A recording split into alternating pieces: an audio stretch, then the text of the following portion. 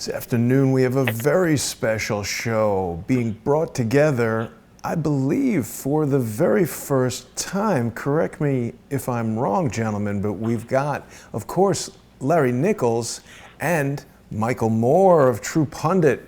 Greetings, gentlemen. Hey, Jason. Larry, how you Jason, doing? how are you, buddy? I'm well. Welcome, Michael. Yeah, Hey, guys. Larry, thanks for having me on. You guys have not appeared in an interview together before, have you? No. No. So this is a very important one. Now, Larry, you've been telling us for literally weeks that we are in danger of a civil war breaking out here in the United States. And of course, Alexandria Ocasio-Cortez has been stirring the pot. She's a social democrat, democratic socialist, whatever she is. She's a socialist loaded with bad ideas. And now today, in True Pundit, a huge story has come out. I think it's been covered in a couple of different publications. But Michael, what can you tell us about this festering scandal in the camp of Alexandria Ocasio-Cortez? Well, she's learning a couple lessons very fast, depending on how you look at it. So she has this chief of staff. His name is Sakat Chakrabarty. I don't know. It's just a long name.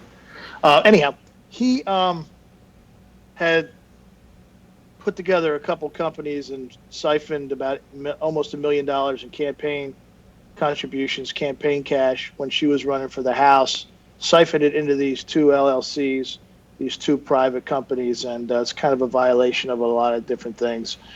Some people would argue there's no violation. It's definitely gray area and probably crosses into the criminality. I mean, it seems very suspect. And it also kind of adds up, too, because she comes off as this person who doesn't really know what she's doing and kind of aloof and, I make mistakes and I'm new at this. That's all great. But, the law is not supposed to discriminate between stupid criminals and smart criminals. The law is the law. It's not like, oh, I'm sorry, I didn't know that I wasn't supposed to siphon $1 million from my campaign into these funds. The problem is when you take $800,000, $900,000, $1 million, $2 million, and you put it into an account away from the campaign. There's no way to monitor for the Federal Election Commission to monitor what happens to that $1 million. Right. What happens to it? I mean, who knows? It could be for payoffs. Could be. Maybe this is where she's getting her fancy suits at.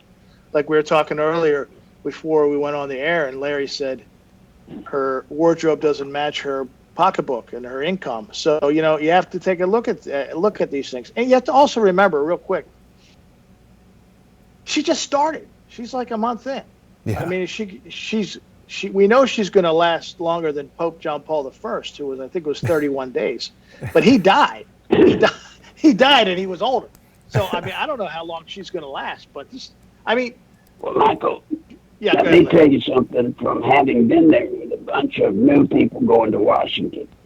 It is rare, beyond rare, that a rookie from anywhere, a rookie going into Washington, does not have access to nearly $1 million to move around like that.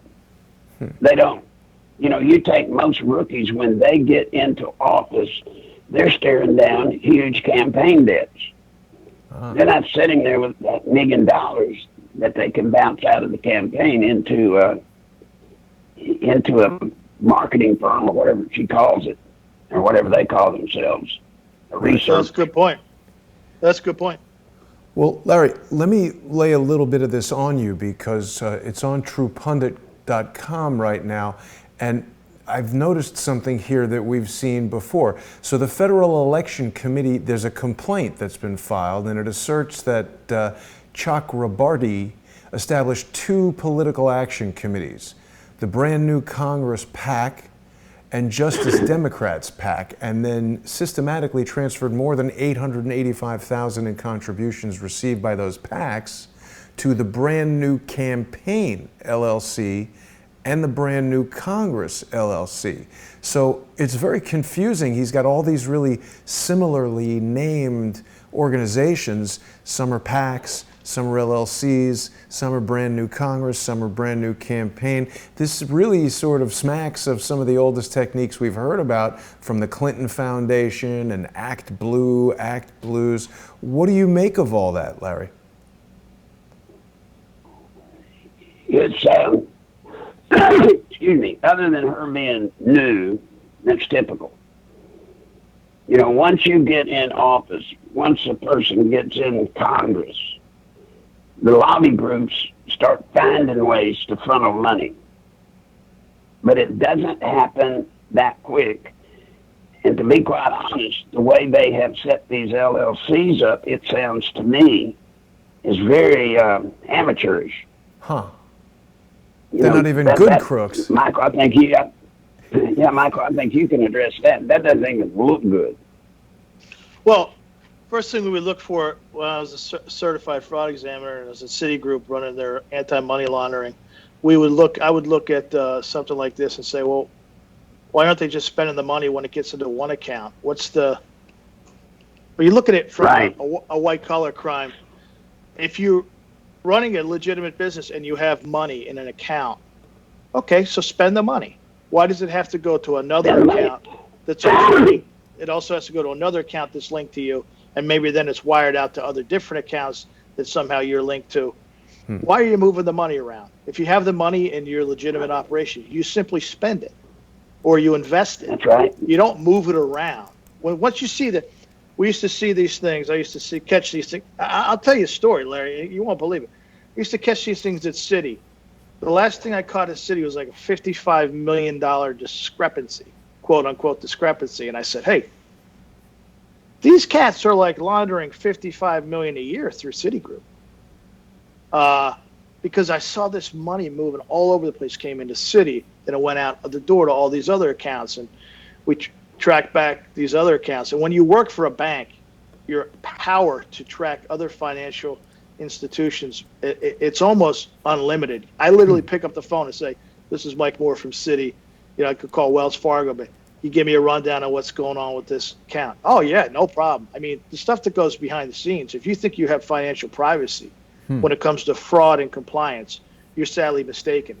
So the bank would say, yeah, okay, they're probably laundering some money here, but they pay us a lot of money, and just mind your own business, duly noted type thing. Like sometimes the bank will make a distinguishment between, yeah, well, we could blow the whistle on them, or the fine that we're going to pay is probably a lot less than what we're going to make from these people, so we'll just roll the dice. So, but getting back to your original, and that happens. Anybody who's in the business, or they won't tell you if they're still in the business because they wouldn't be in the business long. But when you see the money moving around, it's a problem. So there's absolutely no legitimate reason why the money would move from a campaign to two LLCs unless there's something amiss. And like Larry's saying, I agree with him.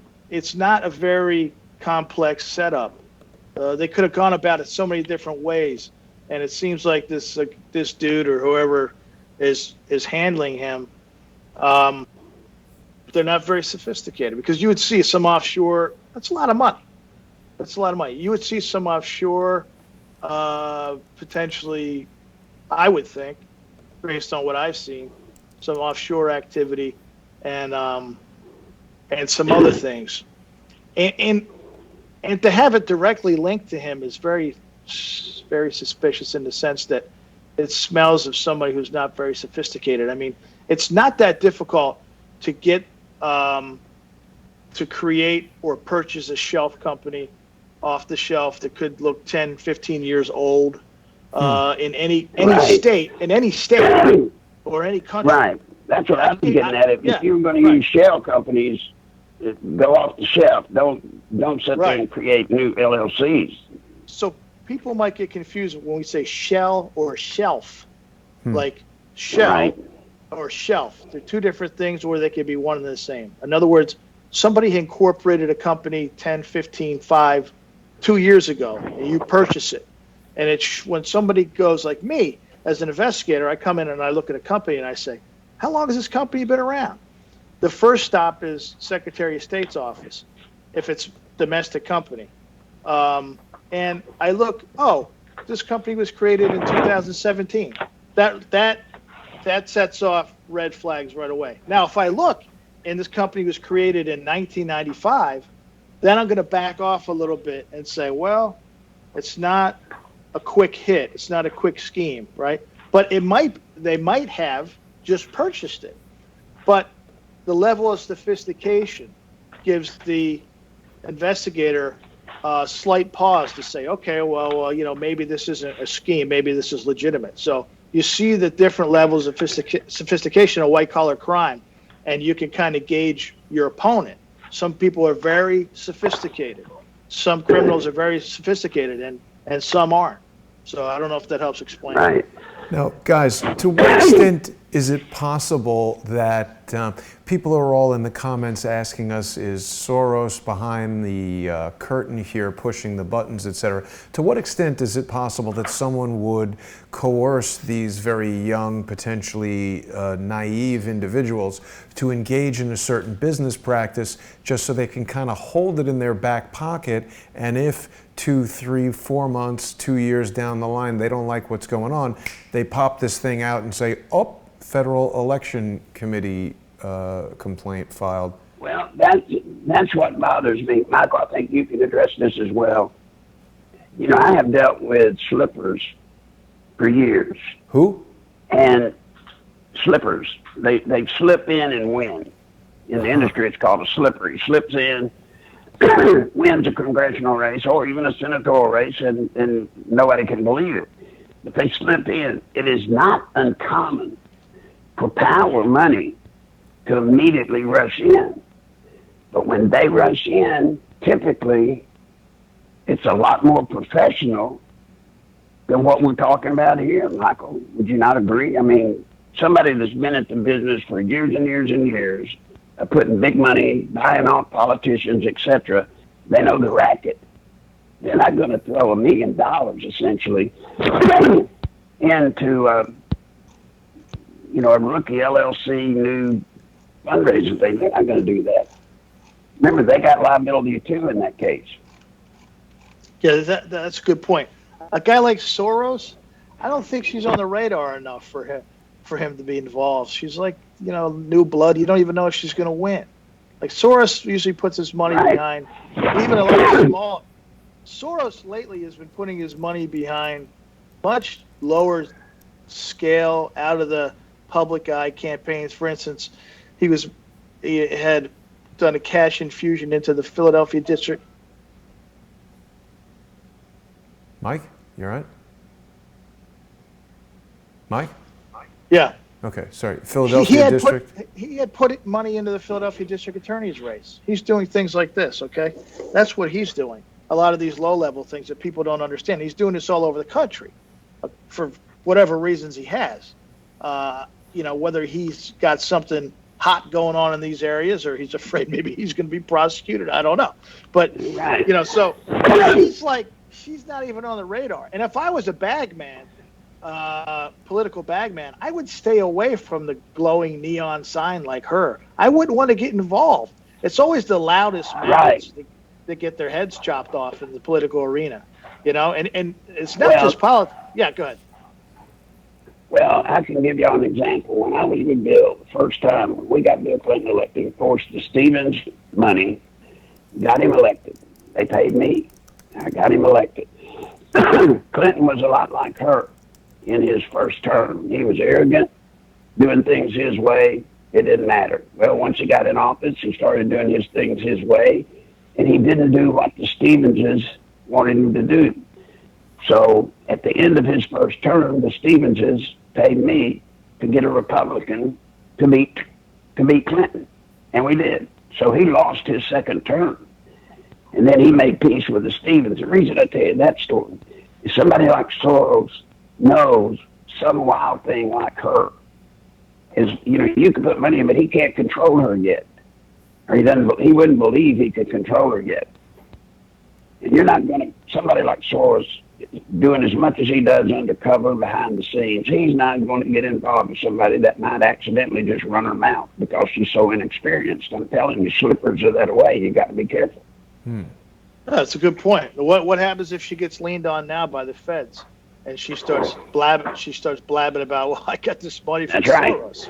We don't know what they're dealing with. These guys are very calculated. That's right. They don't want to deal with any potential rats. She's like 29 or 30 years old. Well, so it speaks to the earlier question. She gets leaned on. Right. Speaks to the earlier question, Mike, which is they wouldn't directly interface with someone who's so inexperienced and doesn't know the game, but they still want to exert some control over her. So perhaps someone through an intermediary, through an operative, through whatever, suggests to her friend, I'm not even going to attempt to say his name, but gets this this chief of staff to, move the money here, move the money there. Who knows what he's told to convince him to do that, and they get him all wound up in this scheme, knowing they can pull the plug on it if and when they need to. So perhaps Soros is operating on this campaign. You're saying she's set up. Yeah, set up in a hands-off kind of way so she can be controlled by a hidden hand. Well, if you notice, none of that money is being put into law firms. If you notice, if they really know what they're doing, the shield companies are usually law firms that know what they're doing. This guy set them up like I would, or anybody would. This is a low-level, white-collar scheme.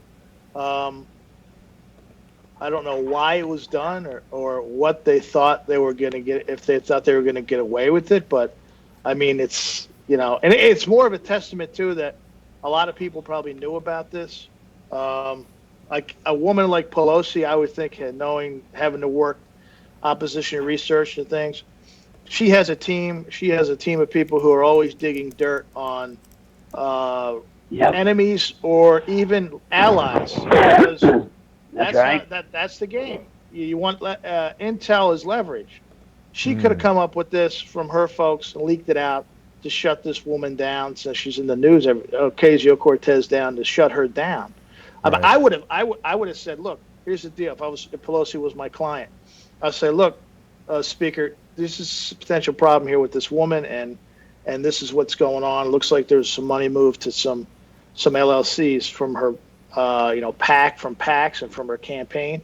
What do you want to do with it? And a veteran like Pelosi, who is a survivor, or anybody else, or Schumer would say, how much is it going to cost? That's what they always say first. It's not like, yeah, go get it. They always say, how much is it going to cost? Right? And then I'd say, I don't know, for the first round, it might cost a few $1,000s, maybe $5,000, maybe $35,000. And they'd say, well, do what you got to do. And then you give them the intel, and 60 days later, a law firm cuts you a check. Well, you don't I can tell you politically what's going to come of this. One of two things. Most probably, it's not going to affect her at all. It's not. Number one, the mainstream media loves her. So you may hear about this from us. You may hear about this even from Fox News. And there may be a bunch of chatter about it, but the mainstream media will cover it because she's their flower child.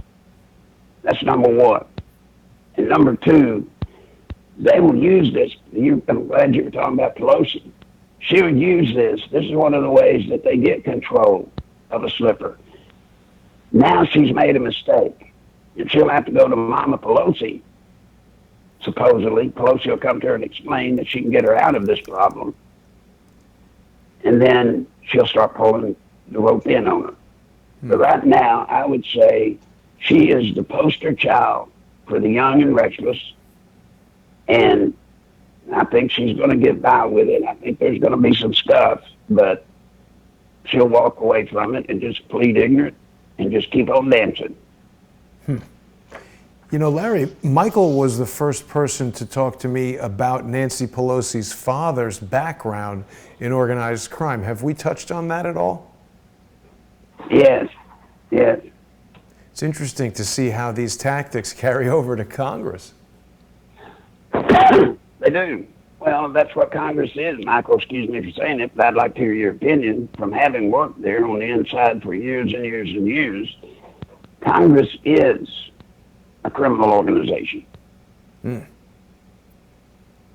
I've seen some stuff on the intel side you wouldn't believe. I mean, we worked a lot of campaigns. We worked all major campaigns. We didn't work anything smaller than like a governor's race. Probably governor's race is probably the smallest.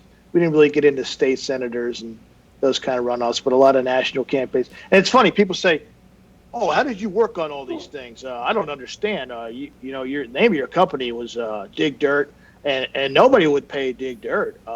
You know, they don't want that showing up on it. Be like, everybody in the country, whether it was private investigators, law enforcement, politicians, whoever they went to, whatever law firm they went to get their intel, or whatever private investigator they went to get their intel, they were subbing it out, a good chance that we would get a piece of it because we were very good at what we did and we were very economical. And so the intel always finds its way to us. So while we may not directly work for a candidate, we know exactly what's going on when a candidate's opponent is the target of a probe, of a private probe. So we got to see a lot of crazy stuff. And it runs all the way from Hollywood to politicians. And these people are like, I compare them around an election or a scandal like a cornered animal. They'll do anything that they have to do to get out of that corner. Like Larry talks about, Ocasio-Cortez is now going to owe a favor. Maybe that's what this whole thing was about. Maybe It was just a swat to say, hey, you got to slow down, sister. You can't be doing this stuff. Well, Michael, I'm so proud to talk to you. I'm honored, by the way. I appreciate it. When I worked with the Stevenses, of course, they were, in that day, they were the largest brokerage firm outside of Wall Street in the world. They owned numerous banks. And when we wanted information on someone, a competitor or just somebody wanted to smear, through their banking connections, they could call other banks and find out anything in a matter of minutes. Wow. On anyone. Now, had it not been for Michael, nobody would believe me on that. Well, Larry. But I could pick up the phone and make a phone call to one of our bank vice presidents. And within the hour, I don't care if they were a New York politician, within the hour we would know if there were any financial matters or other that were pending or screwed up. We'd know it. Yeah, I mean, it's amazing. And President Clinton in the late 90s ushered in legislation where banks and medical companies could share information freely. And it's a federal law. It's Graham-Leach-Bliley Act. And it's like, hey, yeah, you can basically share, if you're running, it's funny, now this is like 1990, this is right before he got out of office. I'm going to say 99. I think it passed and was signed and everything. And the one thing it did was it made for private people and companies like myself at the time, I couldn't really access people's bank account information anymore or use certain types of research methods to develop asset intelligence on people, on targets of an investigation. But banks could. So it became a crime for like a third-party, non-financial institution, non-medical institutions to obtain this information in certain ways, usually by using pretext on the phone. A lot of people did that stuff. But it made it legal for banks to openly talk to other banks and things like that. So, you bet. So, let me ask you this, Michael. Let me ask you. I've just got to ask you this. Are you wealthy? Are you rich? I mean, no. We live paycheck to paycheck. Yeah. Okay, then you were honest. Most of the people I knew in your business that were willing to share it with us got rather wealthy. I did well at the time, Larry, but I mean, it's just I couldn't keep doing it. Yeah, but you didn't do it on the cuff. You didn't do it on the cuff illegally. Well, we literally stopped doing it when it became illegal in 1999, and it took a severe chunk out of our business because we weren't able to use certain methods to get the information. So, it hit us hard. Now, what we did is if you really want to know how we think, we bought a fucking bank. Wow. We bought a bank license offshore, and we developed our own bank so that we wouldn't break any laws. That's what we did. And, we went through attorneys and everything, and we went through the proper processes, and we bought a bank. So that's cool. we would fax because the fax was big back then, and we would send faxes to other banks saying, give me what you got on this guy. If the guy was a Canadian, we'd send it to a Royal Bank of Canada or something like that, or Scotia Bank, and say, what do you got on this guy? And they sent back faxes of his account, not his actual balances, but his monthly balance. They would say, average 5-figure monthly balance. And we were a financial institution. If they looked us up in the different directories, we were registered and everything. So that's how we got around the law. We actually skirted the law that way, but we didn't break it. Now, eventually, that was changed where foreign banks couldn't access it. But at the time, instead of breaking the law, we just decided to become a player. And that's how I got involved in banking. Right. That's how I got involved in banking. So, yeah, I could have made it. Now, were there people selling this stuff on the black market? Absolutely, and they still do for a lot of money. But it's not worth the time. For a lot of money. Not worth the time for me to do like 2 or 3 years because I got some finances on some guy. You never know when you're being set up. You could be like. Well, I wish I had a nickel. I'm sorry, Michael. I wish I had a nickel for every fraudulent bank loan I made out at Twin City Bank in North Little Rock, Arkansas, for somebody that was trying to get a loan that had never even set foot in this state. Well, yeah, you see how easily it is to manipulate the situation. So we got kind of off track, but my point is that with this, you never know. When I was in business, we never know who was trying to set us up. We had a lot of enemies, too. Don't forget, if you're working for one politician and it's like a bloodbath to campaign, and your guy loses, well, now you have a senator to worry about who knows where you got the information from. These guys know everything, believe it or not. And now you have to worry about that senator sitting in D.C. ready to press a button to like eliminate your business. It's very contentious. So, Michael, Larry's been talking for the past several weeks about how dangerous this rise of socialism is. Trump's come out and basically said that, essentially socialism is the boogeyman of the 2020 campaign. We've got this brewing scandal with Ocasio-Cortez. Bernie has announced that he's going to start running. How do we feel about this fear that Larry has expressed that there could be an actual civil war brewing? I've said it myself on the show we do every week that there's something off. I can't quite put my finger on. Probably because I'm 50 and 51, and I don't really, there hasn't been that kind of unrest. I was born in the late 60s, so you kind of don't know what's going on when you're a little baby like that. So there's something that doesn't jibe. I think I've said it, we're headed for something. I don't know what it is. I think that a lot of people, and you can't talk about it or try to stir up people because then they'll throw you off social media, even if you're just talking about it. But I think that there's something where people are starting to realize that there's too much corruption in D.C.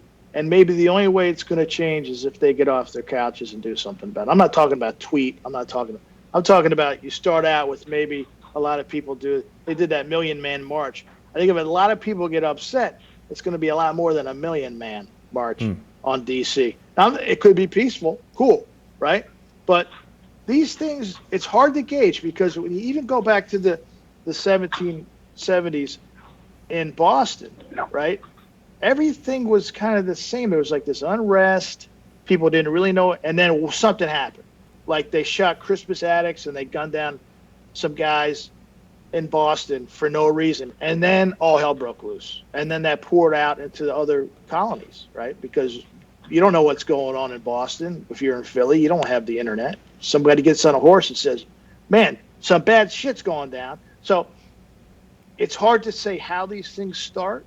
It's usually completely unexpected, and there's some kind of a major catalyst event that comes out of the blue. I don't know if that makes any sense. Well, no, it does. It makes a lot of sense. And as a matter of fact, another thing that Larry has been bringing to our attention since he and I started this show is that one of the plans that the Democrats are going to push for are reparations for blacks in America. And it's interesting to see how this Jussie Smollett story was so focused on racist hate crimes, and the noose around his neck was such an important element of that hoax.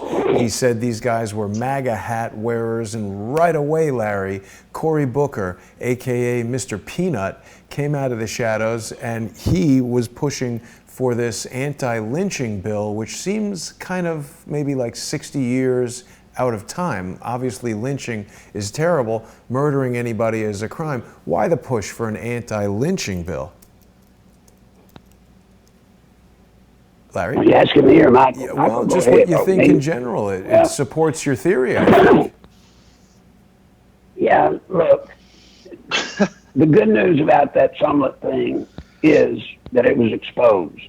Yeah. You know, the Democrats have waited and waited and waited and pushed and pushed and pushed, hoping for what Mike's talking about, that catalyst, that some white guy will do something stupid. Then they got us. When that didn't happen, now you're starting to see the extreme take place. I don't think this was his idea to set up the scam. I don't think it was his idea at all. Somebody put him up to it. Yes, I don't believe it was him. Right. Somebody put him up to it. And I think agree. we'll see more of that. And they're going to try to get by with one that they can pin on the average white guy. And when they do, holy bejesus, look out. Yeah. Look out. It will come. For But sure. the purpose and basis of me saying a civil war isn't so much some shocking event that's going to trigger it. We're already, I feel, I agree with Michael in all of it, but at the same time, we're at a point where I think even the average citizen, if they would just sit back and take a breath and think about it, sees where the tipping point. Something's got to give.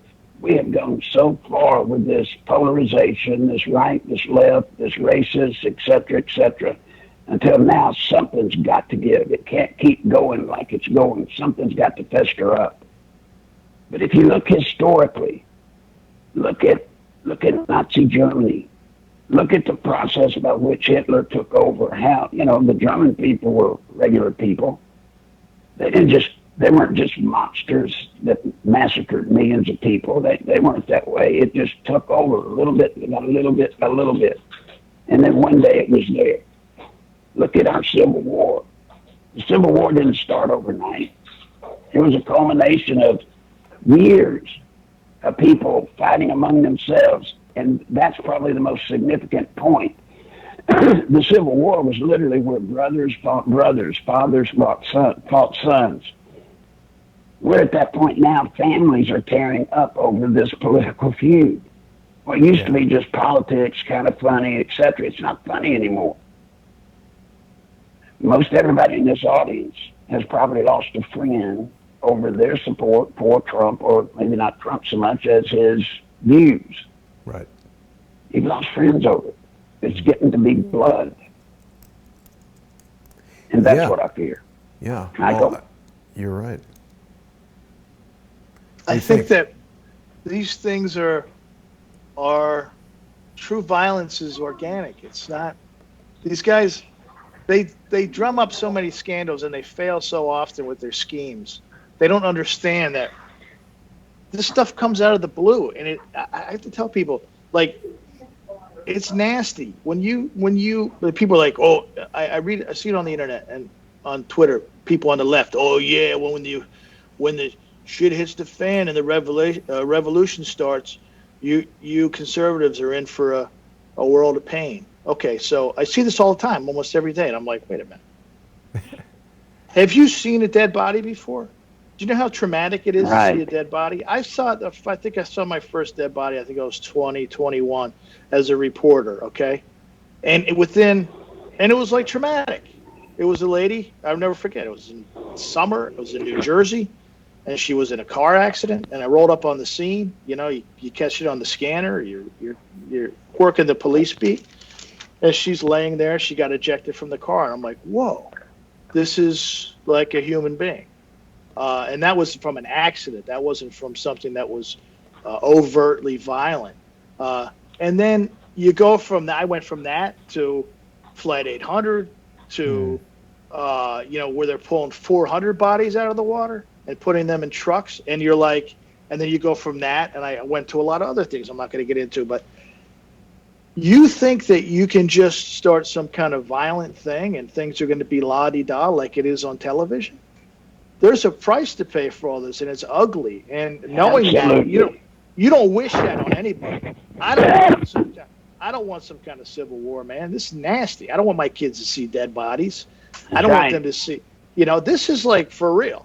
When you start seeing dead bodies, and I got to tell you, those people stay with you, man. You don't get rid of those people. You know what I mean? So it's heavy. You ought to have seen hundreds of them in streets that you did. Yeah. You talking about Nicaragua, Larry, or Vietnam? I'm talking about several, all over, not just those two, but other places. It's no point joke. Is Michael is hitting it out of the park. My point to talking about a war coming is to stop it. We can stop it. It doesn't have to go that way. And Michael's right. So many people watch TV and they see their favorite person get shot, and then next week they're back working the beat again. That's not the way it happens. Not at all. But they don't see it. In the Civil War, reading a bunch of the letters of the young men, they glorified war, the government and each side. They glorified war. And when the soldiers got there and they saw the reality of war, they changed. Overnight, they changed. The problem is, by the time they got there and were in the middle of the reality of war, it was too late. It was happening. We have a chance. If people would just wake up, we have a chance to stop this. We do.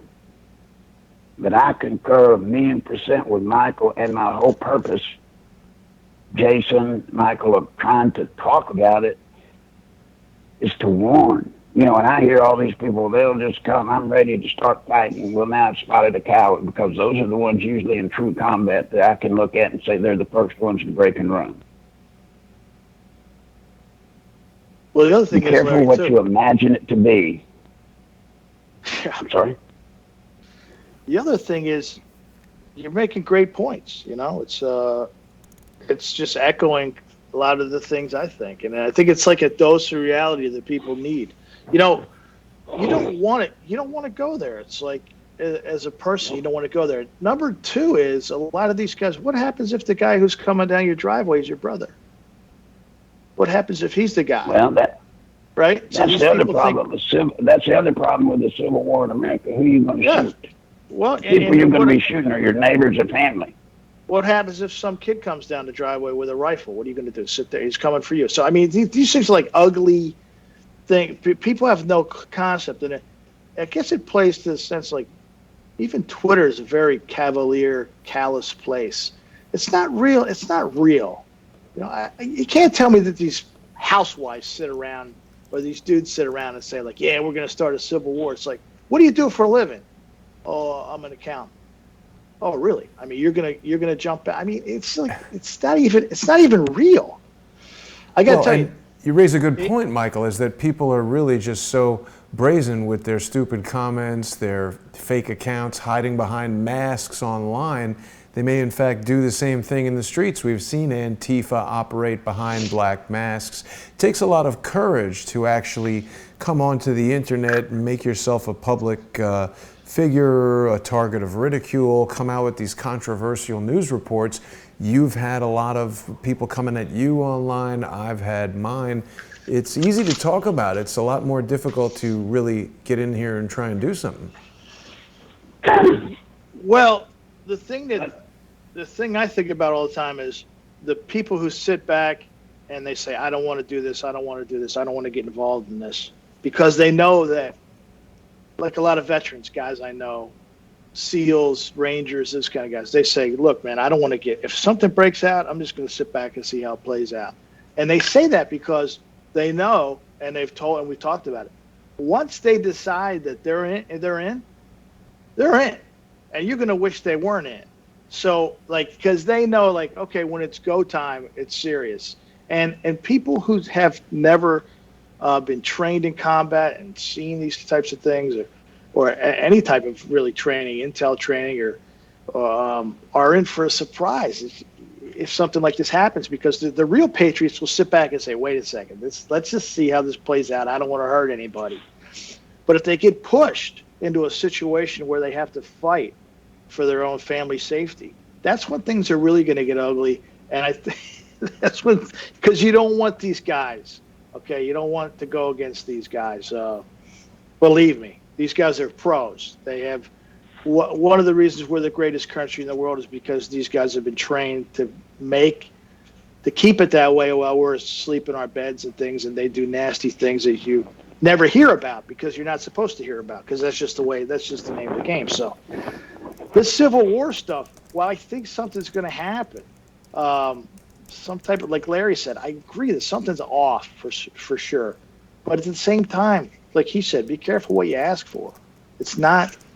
It doesn't wrap up in 58 minutes and there's not 3 commercial breaks. It's bad. This is bad. You don't want to wish this on even your worst enemy, because it gets bad and it gets out of hand. And a lot of this talk that's pushing it, if people had to use their real names, a lot of the talk on the internet would tone down. I promise you. Yeah. You're probably right. It's an interesting point, Larry, because, if somebody goes into the Verizon store to get a cell phone, you can't tell them, hey, my name is, Mickey Mouse, give me a cell phone, or, Mr. Know-It-All, or whatever some of these names people are using online. Verizon wants to know who has the phone because they know this type of communication can be used to plan crimes. I don't understand why the networks that we're dealing with in the world of social media, even though they enjoy the protection of the Decency and Communications Act that protects companies like Verizon, AT&T, Time Warner, whoever, where they're not liable for the information traveling over their network, well, they're also taking certain measures to at least try to make sure they know who these users are, and in the event that something does happen, they can take action. But in the case of YouTube, in the case of Twitter, in the case of Facebook, people can easily get a sock puppet fake account and go on there and cause mischief. Mm-hmm. Well, I assure you, it's not as much fun when you're responsible for what you say and people know who you are and where you live. Right. If we had this social media stuff back when I was doing like private intel and operations and misinformation, we could have run wild. This is like a playground for misinformation and propaganda. Like, if I want, and I say this all the time to the guys at True Pundit, I said, if we really wanted to take this up a notch and we were only worried about making money, let's just say the one thing we wanted to do is make a lot of money, we could twist things up so badly on a daily basis, because we're in the news media. I've been in the news media. I know what plays. I know what doesn't play. We could twist things and sensationalize things and go after people all day long. And who's going to stop us? You think a lawsuit's going to stop us? Not when we're funded by somebody behind the scenes. If we're funded by like a Democrat who wants to take people out, That's right. they'll just pay the legal fees. That's Right? You can ruin somebody very quickly using the internet. And they haven't done anything in a lot of ways to curb that. This transcends freedom of speech. This isn't about freedom of speech. Freedom of speech is great, but you don't use it for illicit purposes. That's not freedom of speech anymore. That's using speech to further some type of an illicit operation. Right. So, what you guys are talking about? Jason, I don't know if either of you were around during the day, but when I was trying originally to break stuff on the Clintons, the standard of media then, editors were tough because reporters would come and I would tell them something, but they wouldn't go with it unless they had 2 other confirmations of the same story. Mm-hmm. There's no way I could say something and then they'd say, an undisclosed source. Right. You couldn't get by with that then.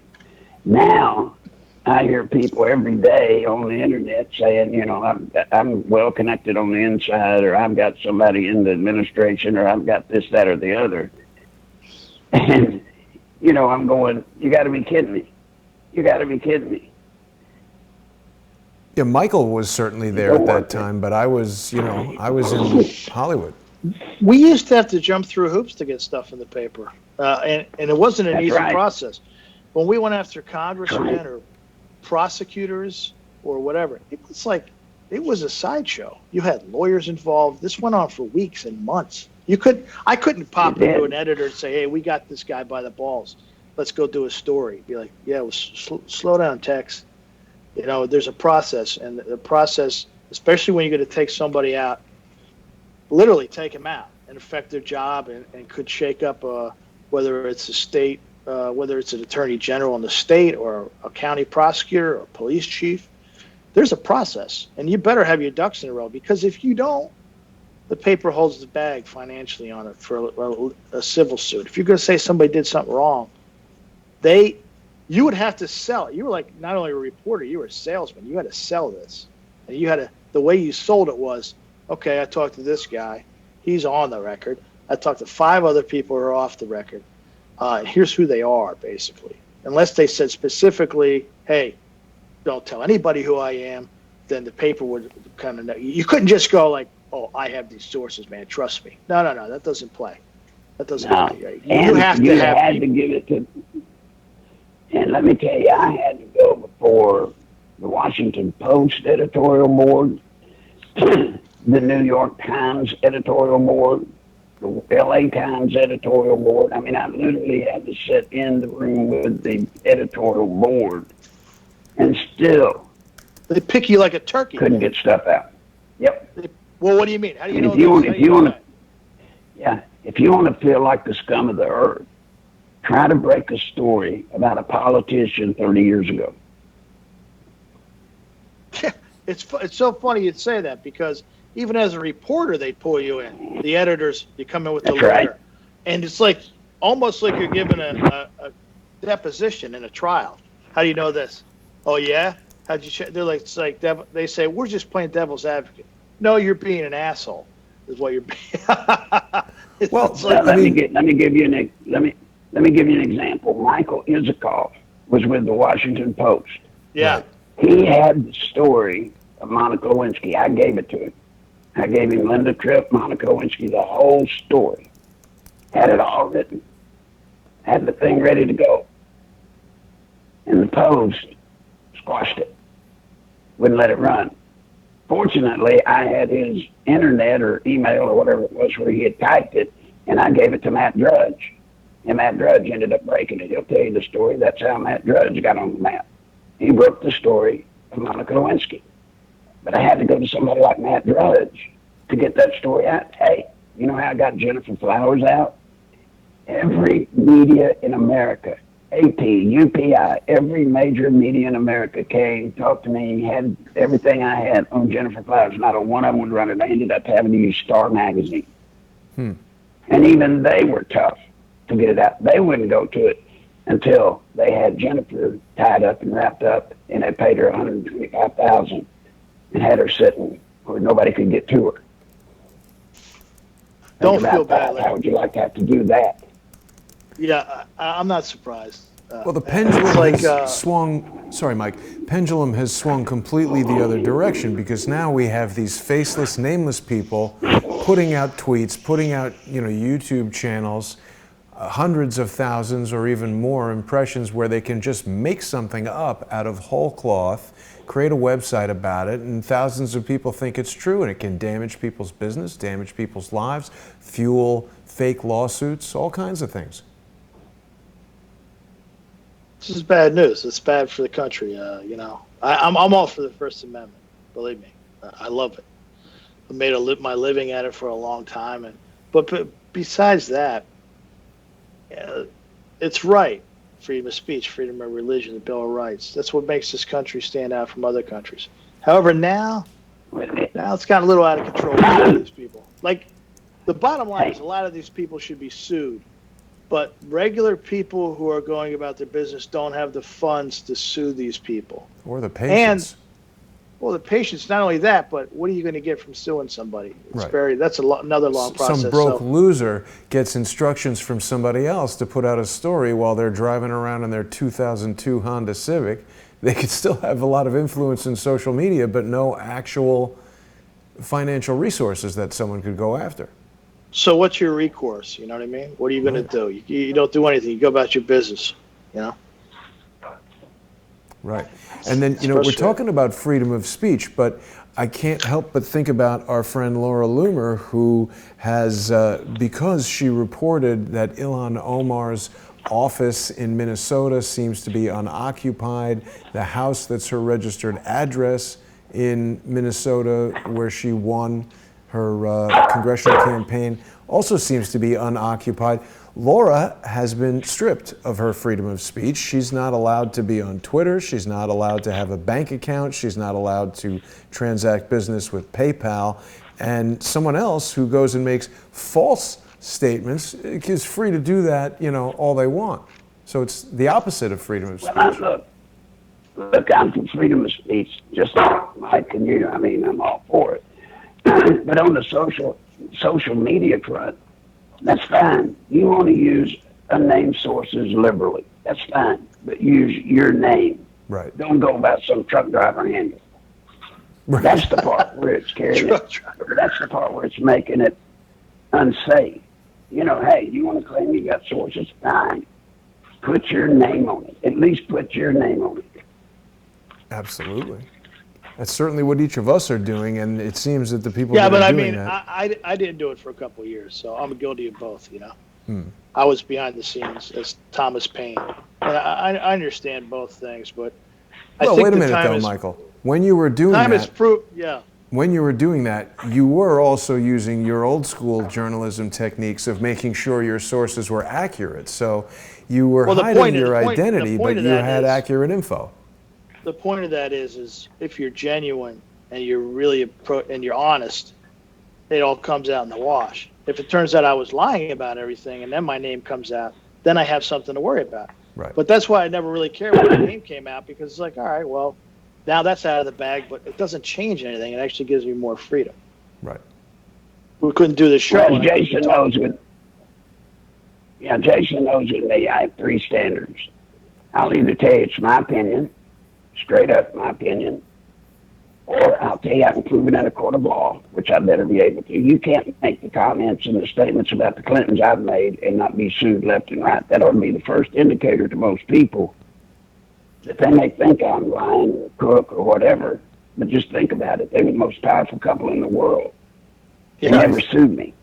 Right, and that's because they don't want the facts to come out.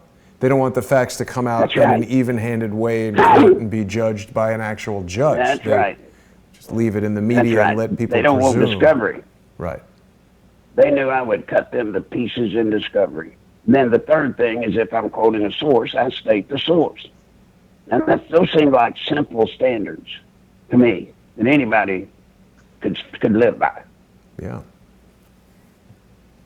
It's funny you said that. Since YouTube started, go ahead, Michael. No, it's funny you talked about Isikoff. I didn't know that. He's such a shill. I would think now that what you know about the story and everything, I'm thinking to myself, he probably never even gave it to his editors. He probably just sat on it. A guy like that. Or yeah, his first call was. Yeah. Well, the reason I know he was going to break with it because he was talking about this was the career story. This was the career story. Sure. This would make a man's career. Right. He kept referring to it as like, the Watergate or something. This was bigger than Watergate. So I know he was trying to push, as far as I can tell, he was trying to push. But their board would not let it go. There's an article. Somebody might have slid in there and made it a career, give him a couple bucks to keep his mouth shut. See, that happens a lot with these guys, They didn't. They just fired him. Guys, Daniel Harper wrote a story in the Weekly Standard, Larry, saying that Isikoff says, I had certain homicidal tendencies after Drudge scooped the Lewinsky story. And it refers to a Newsweek story where Isikoff wrote about when the magazine decided to hold the story of the Bill Clinton affair. Well, I'm sorry, I misstated. He was with the Washington Post, and he got fired by covering me. It took him 6 weeks. He finally got hired by Newsweek, thinking he was going to be just instantly grabbed up. And, of course, once you got behind me, you were taboo. He got hired by Newsweek, but Newsweek at that time was owned by the Washington Post. But Newsweek was who he was working for that was supposed to print the story because it was long. We needed the lineage. We couldn't get it in a paper, so we thought Newsweek would be perfect because we had plenty of lineage in the magazine. Right. And then they killed it, and that's when I gave it to Drudge, and he's been mad at me ever since because I gave Drudge his exact story he had written, and Drudge just rewrote it a little bit. Seems to be a lot of fake news coming out of Newsweek. Or, I mean, what you've just described, Larry, is they're withholding the news because it's not news that they like. Well, back then, there was not the knowledge of the bias that's obvious today in the media. Right. Michael, you know that. Back then, it was fairly well hidden. You know, everybody thought the news media was above reproach. Right. Back then it wasn't. It was just like it is today. It's just the problem was the masses didn't know. When I would do radio talk shows, people would call me all the time and say, well, you're a liar. Well, how come the host would say, well, why do you call him a liar? I said, well, if 60 Minutes knew any of this, there would be a 60-minute show all about it. Well, 60 Minutes knew all about it. Right. They protect their own. They're no different than, they're just another arm. I mean, Thomas Jefferson wrote about the Fourth Estate and all this stuff, and that they were no better than the government. And he was right to a large extent. They're just they're an arm of the government. They're an arm of the government. And you know, the right's no better, Larry. These guys are no better. They withhold stuff, and some of these big houses sit on stuff for weeks and months. One of the reasons, Michael, one of the reasons you can't see me on Fox TV network is because Neil Cavuto's tried to get me on. Several people have tried to get me on. But I won't go on there and not talk bad about Republicans. But a lot of these guys... I'm sick of it. I'm an equal opportunity slammer, and I'm not going to not talk about anybody. They're not going to put anybody on who's a wild card. They have to know exactly. When you talk to a... Let's say, let's just run down. Just, if you give me just 2 minutes to run this down. This is how things operate. People don't understand. A producer from Fox calls you and says, I work for XYZ host. I work for Laura Ingraham, and she wants to have you on this date, and here's what you're going to talk about. And it's usually within the next 24 or 48 hours. It's not like, oh, next 2 weeks. It's like, you're coming on. Can you come on now? Everything in the TV world is now. And then you say, yeah, I think I can do it. Then the producer calls, either the same producer or another producer calls you back and pre-interviews you and asks you all these questions. Questions. And when you go on TV, the same exact questions that the producer asked you is what is talked about. You're not supposed to stray from those points. You're not supposed to really elaborate much, and you're certainly not supposed to drop any bombs on them that they weren't expecting, because everything's very scripted. So if you're a guy who can say, listen, I came on here to talk about this, but we should really be talking about this other thing, you'll be one and done. You'll do one TV show, one appearance, and that is it. And Michael, and how many times have you seen Michael in a TV network like Fox? You're sitting there fixing to go on, and they're running up and down the hall saying, hey, and they grab somebody standing around, and they'll say, now, you're going to be a Democratic consultant. And they just grab somebody in the hall and put them on, and they're this Democrat specialist. Yeah. I've seen guys like, they're actors. Yeah. Well, we saw this. Watch Fox. If you watch Fox very long, you'll see the same people that host programs come on other people's programs as experts. Right. It's crazy. Yeah, well, it's like what you guys are describing. Just half an hour ago. What you guys are describing essentially happened last night on Anderson Cooper's show when Larry Klayman brought up the Obama birth certificate, and Anderson Cooper wasn't too pleased to be talking about that. Gentlemen, we're just about out of time. This has been a really fantastic conversation. And Michael, You have to understand real quick. Yeah. To understand real quick. These guys are bird brains for the most part. A guy like Cooper, he reads what's on it. No, I'm not kidding. These guys agree. are these guys. He reads what's on a teleprompter. He sticks to the script of going onto a show. If you veer from that, they panic. These guys can't. These guys can't react on the fly.